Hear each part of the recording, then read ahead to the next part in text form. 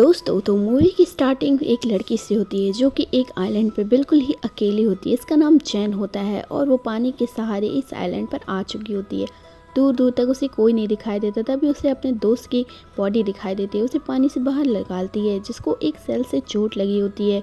वो जल्दी से अपना एक कपड़ा खोलती है, उसको बांध देती है और जंगल से जाके एक नारियल ले आती है। वो अपने दोस्त को नारियल का पानी पिलाती है, लेकिन तब तक बहुत देर हो चुकी होती है। उसका दोस्त मर चुका होता है। अब वो अपने दोस्त की बॉडी को ढककर आइलैंड का चक्कर लगाने लगती है। हमें पता चलता है कि आइलैंड चारों तरफ से सिर्फ पेड़ों से घिरा हुआ है और बहुत बड़ा है।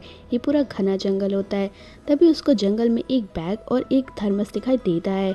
उसके पास चली जाती है और बैग को चेक करती है। उसमें बहुत ही पुरानी मेडिसिन होती हैं और उस डब्बे में बहुत सारी कोको कोला की बोतल्स होती हैं जो कि बहुत ज़्यादा पुरानी होती है। उसे एक बैग में से थर्मस और एक लोहे का बॉक्स भी मिलता है। उसके बॉक्स के अंदर से कुछ माचिस की तीलियाँ, पत्ते और भी कुछ छोटी छोटी चीज़ें मिलती हैं।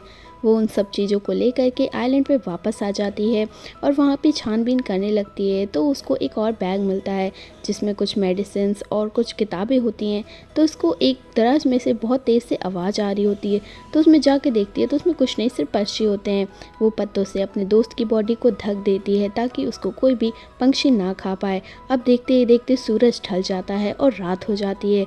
रात में वो लड़की किसी भी तरह बारिश से बचकर पत्तों के नीचे अपनी पूरी रात को गुजार देती है। अगले दिन सुबह वो फिर से तलाश में निकल जाती है। पूरे आइलैंड पे घूमती होती है, तभी उसको एक मरी हुई मछली दिखाई देती है। वो जाके उस मछली को ले आती है और उस मछली को पकड़ करके अपने खाने की तैयारी में लग जाती है। वो सोच रही होती है कि यहाँ से कैसे निकले। वो कुछ पत्थरों से मछली को काटने की कोशिश करती है पर नाकामयाब रहती है। फिर वो कोको कोला की वो बोतल और थर्मस लेके आती है और पास में बैठ करके अपनी डायरी निकाल के उसमें कुछ लिखने जाती है। लेकिन वो देखती है कि पानी की वजह से उसकी पूरी डायरी भीग चुकी है, लेकिन उसके और उसके बॉयफ्रेंड्स की फ़ोटो अभी भी उसमें है। उसको देखकर थोड़ा सा राहत पाती है और फिर वापस से जंगल में चली जाती है। उसे जंगल में कुछ बहुत सारी डेड बॉडी यानी कि कब्रें दिखाई देती हैं जो कि बहुत ज़्यादा पुरानी होती है। वो अपने दोस्त को भी कब्र में डाल रात के लिए वो अपने सोने की जगह बनाती है और आग जला के मछली को पका करके खाने लगती है और यहाँ से निकलने का सोचने लगती है। अगले दिन सुबह होती है, जैन फिर से अपना काम पे लग जाती है। वो देखती है कि उसकी दोस्त की बॉडी को किसी ने कब्र में से निकाल करके खा लिया है और वहाँ पे चारों तरफ खून ही खून है। इसीलिए वो जल्दी से एक पेड़ का टुकड़ा तोड़ के लाती है और उसको नुकीला बना करके उससे निपटने की कोशिश करती है। को अब यहाँ अंदेशा हो चुका होता है कि इस आइलैंड पे कुछ ना कुछ गड़बड़ होता है, इसीलिए वो पानी में जाती है और पानी के अंदर उसको कुछ सूटकेस और एक बाल्टी मिलती है। वो उसे लेकर के आ ही रही होती है, तभी पानी के अंदर उसकी नज़र जाती है कि पानी के अंदर एक बहुत बड़ा सा ब्लैक होल है। वो सूटकेस को लाती है, उसमें से कुछ उसको कपड़े मिलते हैं। वो कपड़े पहन लेती है और जूते पहन के रेडी हो जाती है। रात में आग जलाकर उसके पास में बैठी हुई उस बैग में से मिले कुछ तस्वीरों को निकाल करके देख ही रही होती है और देखते ही देखते उसको कुछ आवाज़ सुनाई देती है। वो दौड़कर उसकी आवाज़ के पास जाती है और फ्लेयर गन चलाती है, लेकिन वो वहाँ से चला जाता है। असल में वो एक जहाज होती है, लेकिन वो उसको देखने में नाकामयाब रहती है। फिर वो जैन बहुत ही दुखी स्वभाव से वहाँ से चली आती है क्योंकि उसको कुछ भी नहीं दिखता है। तभी उसको दूर से एक कुछ अजीब सी परछाई दिखाई देती है जो कि एक मॉन्स्टर जैसी होती है। जैन जल्दी से जा कर के पेड़ के पास छुप जाती है। वो अपनी आवाज़ को पूरी तरीके से बंद करके छुप जाती है। क्रिएचर उसे देख नहीं पाता और कुछ समय बाद वापस चला जाता है। फिर जैन अगले दिन सुबह होती है फिर से उन तस्वीरों को देखने लगती है। जैन उन तस्वीरों को देख रही होती है तो उसको कुछ अंदेशा होने लगता है कि यहाँ जरूर ही कुछ ना कुछ गड़बड़ हुआ होता है। जैन कुछ फोटोज देख रही होती है जिसके बाद उसे कुछ अंदेशा होता है कि शायद उसी फैमिली की फ़ोटो है जिनकी कब्रें यहाँ पर बनी हुई हैं, यानी कि इनको को उस क्रिएचर ने ही शायद मारा होगा। जिसके बाद जैन अपना एक दिमाग चलाती है और लाइफ जैकेट को बोट में रख करके उससे एक बोट बनाने की कोशिश करती है और उसे पानी में लेके जाती है। लेकिन जैसे ही वो उस पर चढ़ती है उसमें पानी भर जाता है और वो डूबने लगती है। जिसके बाद उसका प्लान नाकामयाब हो जाता है और वो गुस्से में वापस से आइलैंड पे आ जाती है।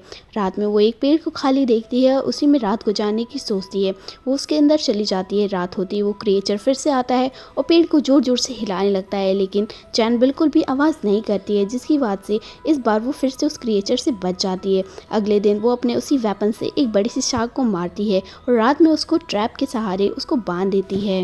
रात हो चुकी होती है और जैन उस क्रिएचर का इंतजार करते करते सो जाती है। पलक झपकने के बाद जब वो आँख खोलती है तो देखती है मछली वहाँ से गायब हो चुकी होती है। अगले दिन सुबह जैन फिर से समुद्र के किनारे जाती है और उसको एक डेड बॉडी दिखाई पड़ती है। वो डेड बॉडी को फिर से ट्रैप की तरह यूज करती है और रात में अपनी खुफिया जगह पर जाकर छुप जाती है। रात में जैन देखती है कि वो क्रिएचर पानी से बाहर आता है, उस डेड बॉडी को पानी में लेके जाता है। तभी आसमान में एक हेलीकॉप्टर गुजरता है, लेकिन जैन कुछ भी नहीं कर पाती क्योंकि वो क्रिएचर से डर रही होती है। अगले दिन सुबह जैन एक बड़े से नारियल के पेड़ पर अपनी रात को गुजारने के लिए बिस्तर बनाती है ताकि वो क्रिएचर से बच पाए। रात होते ही वहाँ पे बिजली चमकने लगती है और बिजली की चमक में जैन उस क्रिएचर को थोड़ा सा देखती है जो कि उसी की तरफ देख रहा होता है। वो क्रिएचर रस्सी खींचता है जिसकी वजह से जैन नीचे आने लगती है और गिर जाती है। फिर वो जल्दी से क्रिएचर से बहुत ज़्यादा दूर भागने लगती है, लेकिन क्रिएचर भी उसका पीछा नहीं छोड़ता है और पानी में से छलांग लगाकर उसके सामने आ जाता है। जो अपना वेपन बनाया था वो उसके सहारे उस क्रिएचर से दूर भागती है, लेकिन जब क्रिएचर उसके सामने आ जाता है वेपन लेकर उसके ऊपर वार कर देती है। दोनों के बीच में बहुत ही तेज हाथापाई होती है। में जैन को काफ़ी ज़्यादा चोट लग चुकी होती है और क्रिएचर भी घायल होता है, इसलिए वहाँ से भाग जाता है। वो रात जैन बड़ी ही ज़्यादा मुश्किल में गुजरती है क्योंकि उसको भी चोट लगी होती है। अगले दिन सुबह जैन पानी में नहा रही होती है, तभी वो देखती है कि एक लाइफ बोट उसकी तरफ आ रही होती है। वो जल्दी से जाकर पानी में तैरने लगती है और उस लाइफ बोट के पास पहुँच जाती है। उसमें उसका बॉयफ्रेंड लोकस और दोस्त मिया होती है। वो दोनों भी जैन को देख लेते हैं और जल्दी से उसे बोट पे बुला लेते हैं। जैन खुशी के मारे उसको अपने गले लगा लेती है और उसका दोस्त उससे कहता है तुम चिंता मत करो, सब कुछ ठीक हो जाती है। इसके बाद वो उन दोनों के लिए नाश्ता देती रहती है और 20 साल पुरानी कोक भी ऑफर करती है। फिर वो उससे बताती है कि इस आइलैंड पे कुछ ना कुछ तो बुरा है, यहाँ पर एक क्रिएचर है जो कि सबको मार रहा है और हमें उससे बचना है और बच के इस आइलैंड से निकलना है। लेकिन की बात का यकीन नहीं करता है। जैन मिया को बताती है कि उसका एक दोस्त भी था यहाँ पर जो कि पानी में जाने की वजह से मर चुका है और रात में उसकी डेड बॉडी कोई ले गया और उसे मारकर खा गया। ये सब बातें सुनकर मिया एकदम दुखी हो जाती है। अब दोनों फ्रेंड्स एक साथ बैठकर बातें कर रही होती है और मिया उसको बताती है कि पानी में गुजरा हुआ वक्त उसके लिए बहुत ज़्यादा बुरा था। उसने बहुत स्ट्रगल किया और बहुत कुछ झेला है। दूर दूर तक जिंदगी का कोई भी निशान नहीं देख रहा होता है, जिसकी वजह से वो बहुत ज़्यादा उदास हो जाती है। तो उसे जैन बताती है कि तुम चिंता मत करो, हम इस आइलैंड से एक दिन जरूर निकलेंगे। आखिर मर जाने से अच्छा है कि जिंदा रहने के लिए सरवाइव किया जाए। अब मिया लोकस के पास आती है, उससे बताती है कि रात होने से पहले हमें आइलैंड छोड़ना पड़ेगा, इसलिए वो उससे उसका नाइफ मांगती है और खाना जमा करने के लिए जाती है। लेकिन वो नाइफ पे कुछ ढूंढ के धब्बे देखती है, जिसके बाद उसको लगता है कि जरूर कुछ ना कुछ गड़बड़ हुई है, जो लोग मुझसे छुपा रहे हैं। यहाँ अकेले ही अब सबके लिए खाना जुटाती है और उनके पास आती है, लेकिन उसके दोस्त उससे कहते हैं कि उन्होंने पानी में बहुत ज़्यादा बुरा समय बिताया है और उनके पास लड़ने की अब ज़्यादा हिम्मत नहीं है। वो उसकी सी मॉन्स्टर वाली बात पर बिल्कुल भी भरोसा नहीं करते हैं और रात को यहीं गुजारने की बात करते हैं। मिया इनकी बात सुनकर बहुत ज़्यादा हैरान हो जाती है, लेकिन वो करे भी तो क्या करे, उसके अलावा उन दोनों की बात मानने के अलावा कोई भी ऑप्शन नहीं होता है। बहन को इन दोनों का यहाँ रुकने का आइडिया बिल्कुल भी अच्छा नहीं लगता है और कुछ समय बाद वो अपना बैग भरने लगती है ताकि वो अकेले इस आइलैंड से चली जाए, क्योंकि उसी मॉन्स्टर को इंतजार नहीं करना चाहती थी। और वो लाइफ बोट लेके पानी में जाने लगती है, लेकिन उसके दोस्त ऐसा करने से उसे रोकने लगते हैं और तीनों के बीच में हाथापाई होने लगती है। तभी मिया जैन को मार देती है और जैन बेहोश हो जाती है। उनको अब सीधे रात में होश आता है, जो कि उन लोगों ने उसको एक पेड़ से बांध दिया होता है। और मिया उससे कहती है कि तुम यहाँ से अकेले भागना चाहती थी, ऐसा नहीं हो सकता है, जाएंगे तो हम सब साथ ही जाएंगे। लेकिन मिया उनको समझाती है कि ये जगह खतरे से खाली नहीं है, हमें ऐसा नहीं करना चाहिए। लेकिन कोई भी उसकी बात का यकीन नहीं करता और अब रात हो चुकी होती है और मिया घबराने लगती है। जैन का दोस्त उससे कहता है कि मैंने पूरा जंगल छान मारा और मुझे कहीं भी कोई मॉन्स्टर नहीं दिखाई दिया। तभी वो कहता है कि वो जंगल से नहीं बल्कि पानी से आता है। मिया अब नदी के किनारे टहल रही होती है, तभी उसको एक मछली हुई मछली दिखाई देती है। वो उसको उठाती है, लेकिन तभी अचानक से आइलैंड पे कुछ हलचल होने लगती है। लेकिन लोकस और मिया को कुछ भी पता नहीं होता है, लेकिन जैन सब कुछ जानती है कि मॉन्स्टर के आने का समय हो गया है और जल्द से जल्द उन्हें ये जगह खाली करनी चाहिए और कहीं जाकर छुप जाना चाहिए। वो अपने दोस्त से ये सारी बातें डिस्कस करती है, लेकिन इसी बीच उसका दोस्त उसकी बातों का बिल्कुल भी यकीन नहीं करता है। तभी हमको मिया के चिल्लाने की आवाज़ आती है। हम देखते हैं कि मिया जोर से चिल्ला रही होती है। यहाँ पे हमें उसी मॉन्स्टर का पूरा चेहरा दिखाई देता है, जो कि आधा इंसान और आधा मछली जैसा होता है। लोकस उसके ऊपर आग से हमला कर देता है, लेकिन वो लोकस को भी मार के भगा देता है। इधर मिया बहुत जोर से चिल्लाती है और रस्सी खोल लेती है और उसी मॉन्स्टर के ऊपर हमला कर देती है।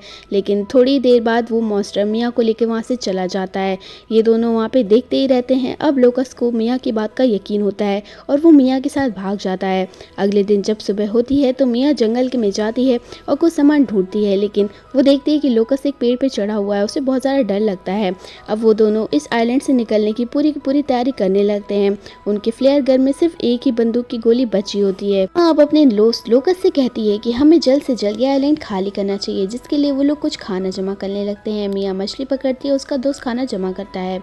मिया उस माचिस की आखिरी तीली को जलाकर मछली पकाकर खाकर जंगल में वापस चली जाती है ताकि उसको कुछ और सामान मिल सके। वो सामान ढूंढ ही रही होती है, लेकिन थोड़ी देर बाद लाइफ जैकेट में अपना सारा सामान भरने के बाद दोनों समुद्र में उतर जाते हैं। समुद्र में लाइफ जैकेट के अंदर मिया बहुत सारा ब्लड देखती है, जिसे देखकर वो जान जाती है यहाँ जरूर कुछ ना कुछ गड़बड़ हुई है।